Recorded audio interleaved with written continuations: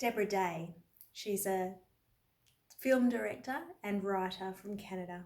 She's famous for saying that recognizing that you are not where you want to be is the first step to begin changing your life. How many of you are actually where you want to be right now? And would you like to change? How would you go about that change? I have the answer for you, and it's not going to be what you expect.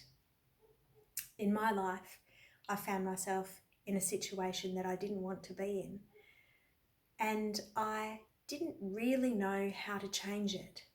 And the answer came upon me in the most surprising of ways. I actually was in a situation where I had to give a speech, and I had a panic attack. And so I went about solving that problem of being able to speak with confidence and not to actually have a panic attack when asked to public speak. And what I discovered was that public speaking as an endeavour, as something to improve about myself, actually gave me the opportunity to change everything in my life. And I experienced the most amazing personal growth as a result. And in that, I discovered that there are 3 keys to becoming a confident and masterful speaker, and then having the impact more broadly on your life. The first key to becoming a confident and masterful speaker is to learn about the genre. Take a deep dive into what public speaking is, into the structures of speeches, into how you might speak using your voice, how you might speak using gesture, how you can walk the stage. Learn everything that you possibly can. I have personally done online uni-level training. I have done courses that have been delivered through Udemy. I've read every book that I can get my hands on, and I look at the masters and I also look at non-examples as well to develop my understanding of this genre of public speaking and really get my teeth into what it actually is, the theory, so I can become conscious about my understanding of what public speaking is. Applying that consciousness is the first key to becoming a masterful public speaker. Key number 2 is practice. You can only get better at something by doing it. It's not enough to do the theory. It's not enough to read about it. And I had a personal experience where I was actually trying to win a promotional position. I'd been going to job interview after job interview, and my interview technique just kept getting worse and worse and worse. And the penny dropped for me eventually, because what I was actually doing was journaling my answers. I was writing to get better at my interview technique. Interviews are spoken.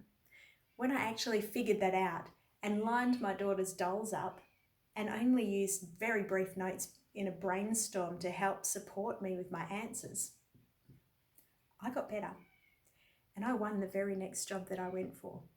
You can only get better at something by doing it. And the second key to becoming a confident and masterful speaker is to speak. Key number 3 is to grow your confidence. And your confidence can be grown through speaking opportunity, exposure therapy,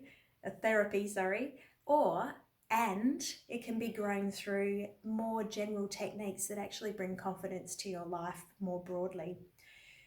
In terms of those specific ways of growing your public speaking confidence, it's about doing it in small ways, doing it in front of small audiences, and getting a sense of growing skill, being able to watch yourself grow and look back at how far you've come, recording your speeches and looking at yourself and doing that mapping of the skill that you're acquiring.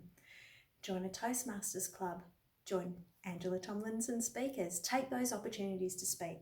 And then start seeking broader audiences. Don't let yourself sit in a comfort zone for too long. Feel successful, move the bar. Feel successful, move the bar. And then throw in some things like box breathing and affirmations and visualization, and you'll soon find that your confidence is going to grow exponentially, and you will be nailing that third key of becoming a confident and masterful public speaker. There are 3 keys to becoming a confident and masterful public speaker. Lots of people are actually afraid of public speaking, and by applying this approach, you can actually lose that fear. And if you're anything like me, You might even become a little bit addicted to public speaking. So if you can learn about the genre, if you can practice speaking, if you can work deliberately on growing your confidence, then you're actually going to be taking some steps into growing yourself as a person, growing yourself more broadly than just in this context of public speaking. And it doesn't matter if you're afraid. As Carrie Fisher said, stay afraid, but do it anyway. What's important is the action.